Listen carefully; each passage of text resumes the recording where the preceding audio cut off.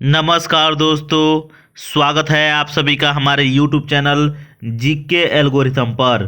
Friends, अगर आप BPSC exam की तैयारी कर रहे हैं तो यह वीडियो बिल्कुल आपके लिए है। चलिए बिना देर किए हुए इन प्रश्नों को देखते हैं और आप लोग जरूर कमेंट में बताइएगा आपके कितने प्रश्न सही हुए हैं। पहला प्रश्न है, देख लीजिए, बहुत ही इंपॉर्टेंट है। शुंग वंश के संस्थापक कौन थे? Option number A Pushyamitra Shunga, option number B Agnimitra Shunga, option number C Vasumitra Shunga, option number D Vajramitra Shunga.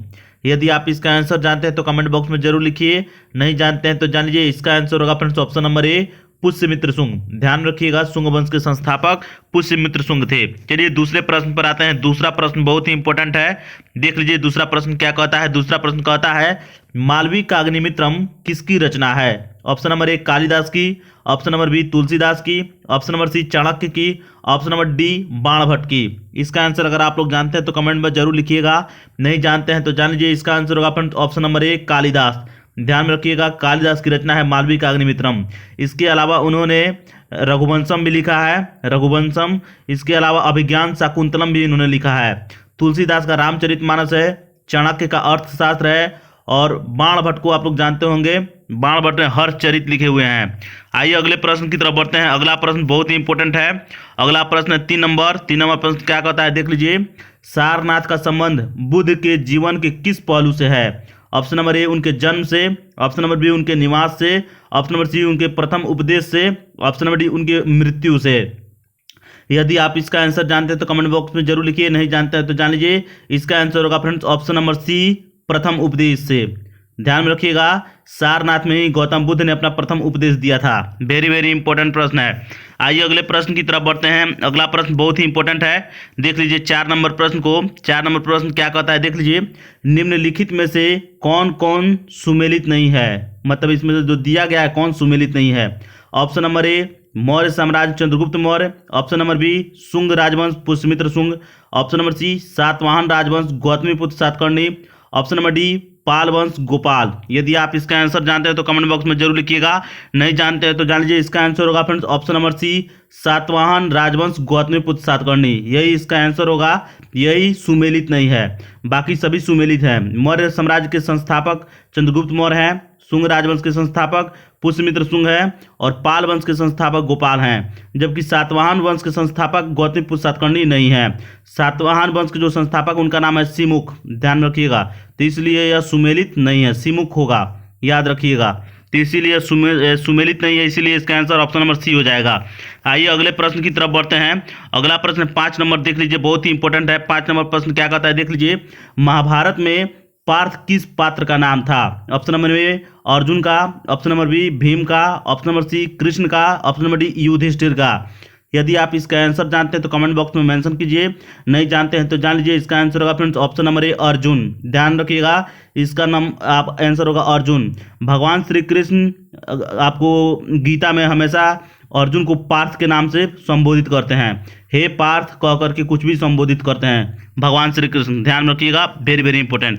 तो इसका आंसर होगा ए अर्जुन। आइए अगले प्रश्न की तरफ बढ़ते हैं। 6 नंबर प्रश्न क्या कहता है, देख लीजिए, 6 नंबर प्रश्न कहता है निम्नलिखित में से कौन मोहनजोदड़ो की सबसे बड़ी इमारत है? ऑप्शन नंबर ए महान अन्न भंडार, ऑप्शन नंबर बी महान स्नानागार, ऑप्शन नंबर सी आयताकार भवन, ऑप्शन नंबर डी विधानसभा हॉल। यदि आप इसका आंसर जानते हैं तो कमेंट बॉक्स में जरूर मेंशन कीजिए। इसका आंसर होगा फ्रेंड्स महान अन्न भंडार। ध्यान रखिएगा, महान अन्न भंडार ऑप्शन नंबर ए इसका आंसर होगा। 6 नंबर का मोहनजोदड़ो की सबसे बड़ी इमारत का नाम महान अन्न भंडार। ध्यान रखिएगा, ऑप्शन नंबर ए। चलिए अगले प्रश्न की तरफ बढ़ते हैं। अगला प्रश्न 7 नंबर। 7 नंबर प्रश्न क्या कहता है, देख लीजिए, 7 नंबर प्रश्न कहता है किसने सिंधु घाटी सभ्यता को हड़प्पा सभ्यता नाम दिया था? Option number A John Marshall ने, option number B Mortimer Wheeler ने, option number C Dayaram Sahni ने, option number D R D. Banerjee यानी राखलदास बनर्जी ने।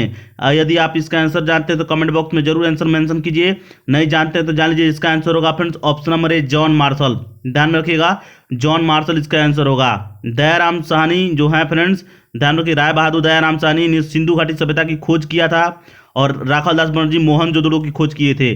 लेकिन सिंधु घाटी सभ्यता को हड़प्पा सभ्यता का नाम किसने दिया? तो जॉन मार्शल ने। तो इसका आंसर होगा ऑप्शन नंबर ए। ध्यान में रखिएगा, वेरी वेरी इंपॉर्टेंट प्रश्न। आइए अगले प्रश्न की तरफ बढ़ते हैं। 8 नंबर प्रश्न क्या कहता है, देख लीजिए। इंडिका किसकी रचना है? ऑप्शन नंबर ए अज्ञात लेखक का, ऑप्शन नंबर बी प्लिनी का, ऑप्शन नंबर सी मेगास्थनीज का, ऑप्शन नंबर डी टॉलमी का। यदि आप इसका आंसर जानते हैं तो कमेंट बॉक्स में जरूर लिखिएगा, नहीं जानते हैं तो जान लीजिए इसका आंसर होगा friends option number C Megasthenes का। ध्यान रखिएगा, मेगास्थनीज कौन था? तो सेल्यूकस निकेटर का राजदूत था, जो चंद्रगुप्त मौर्य के दरबार में आया था और वहीं पर इसने इंडिका नामक एक ग्रंथ की रचना की थी। ध्यान रखिएगा, चंद्रगुप्त मौर्य के दरबार में रहते हुए इसने इंडिका नामक ग्रंथ की रचना की थी। मेगास्थनीज किसका आपको राजदूत था? तो मैंने बताया सेल्यूकस निकेटर का। सेल्यूकस निकेटर कौन था? तो आपको ध्यान में रखिएगा, बोलिएगा कि सिकंदर का सेनापति था सेल्यूकस निकेटर, और सेल्यूकस निकेटर का राजदूत था मेगास्थनीज, जो चंद्रगुप्त मौर्य के दरबार में आया था। तो इसका answer option number C Megasthenes होगा। आइए अगले प्रश्न की तरफ बढ़ते हैं। अगला प्रश्न है 9 नंबर, बहुत ही इंपॉर्टेंट है। देख लीजिए 9 नंबर प्रश्न क्या कहता है, निम्नलिखित में से कौन योग सूत्र के लेखक हैं? Option number A Bhaskaracharya, option number B Kashyap, option number C Banabhatta, option number D Patanjali. यदि आप इसका आंसर जानते हैं तो कमेंट बॉक्स में जरूर लिख दीजिए, नहीं जानते हैं फिर भी जान लीजिए इसका आंसर होगा ऑप्शन नंबर डी पतंजलि। महर्षि पतंजलि जो है फ्रेंड्स यही योग सूत्र के लेखक है। ध्यान में रखिएगा, योग सूत्र के लेखक कौन है? तो महर्षि पतंजलि, याद रखिएगा। अगले प्रश्न की तरफ बढ़ते हैं। 10 नंबर प्रश्न और अंतिम प्रश्न है, प्रथम बौद्ध संगति किस स्थान पर आयोजित की गई थी? यानी बौद्ध संगति का आयोजन कहाँ पर किया गया था सर्वप्रथम, उसी के बारे में पूछा जा रहा है। ऑप्शन नंबर ए है पाटलिपुत्रा में, ऑप्शन नंबर बी वैशाली में, ऑप्शन नंबर सी राजगृह में, ऑप्शन नंबर डी कश्मीर में। यदि आप इसका आंसर जानते हैं तो कमेंट बॉक्स में जरूर मेंशन कर दीजिएगा, नहीं जानते हैं तो जान लीजिए इसका आंसर होगा friends option number C Rajagriha. ध्यान में रखिएगा, राजगृह में प्रथम बौद्ध संगति का आयोजन किया गया था। वेरी वेरी इंपॉर्टेंट प्रश्न है, तो भूलिएगा नहीं फ्रेंड्स इस प्रश्न को। चलिए, प्रश्न आपको कैसे लगे कमेंट बॉक्स में जरूर लिखिएगा। ये प्रश्न आप लोग याद अच्छे तरीके से कर लीजिएगा। बीपीएससी आगामी जो भी बीपीएससी आप लोग एग्जाम देने जा रहे हैं, या भारत के किसी भी कॉम्पिटिटिव एग्जाम की तैयारी आप कर रहे हैं, अगर देने जा रहे हैं तो उसमें ये प्रश्न पूछे जा सकते हैं। वीडियो अच्छा लगे हो तो लाइक कीजिए। मिलेंगे फिर नेक्स्ट वीडियो में। नमस्कार, धन्यवाद।